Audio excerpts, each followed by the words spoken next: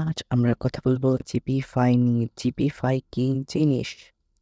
প্রথমে ক্রোম ব্রাউজারে গিয়ে জিপিফাই সার্চ করব। এরপরে দেখতে পাচ্ছেন প্রথমেই জিপিফাই গ্রামীণফোন ওয়েবসাইটটি দেখা যাচ্ছে। তখন ওখানে ক্লিক করবেন। এখানে দেখতে পাচ্ছেন জিপিফাই।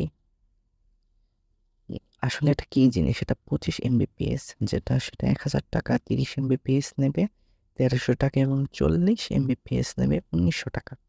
এটা হচ্ছে ওয়্যারলেস ওয়াইফাই, যেটা কোনো তার ছাড়া ওয়াইফাই, কোনো কেবল লাগবে না।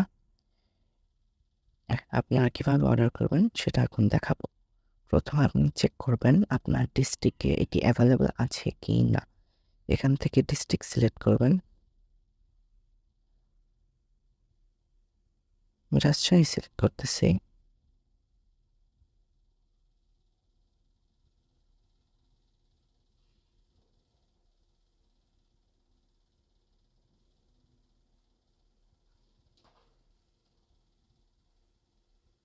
দেখতে পাচ্ছেন আমাদের এখানে এরিয়াতে আছে, তাই এখানে বলতেছে যে অর্ডার নাও। এখন অর্ডার করতে চাইলে আপনার প্যাকেজ বুঝে আপনি যে প্যাকেজটা নেবেন সেটাতে ক্লিক করে এখানে অর্ডার নাও ক্লিক করবেন।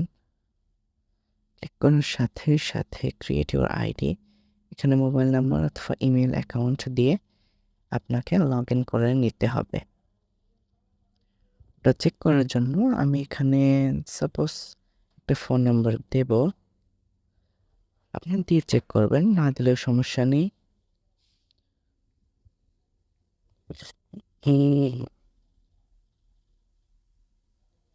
এখানে একটা ওটিপি সেন্ড হবে, ওটিপিটা দিয়ে আপনারা কানেক্ট করে নেবেন।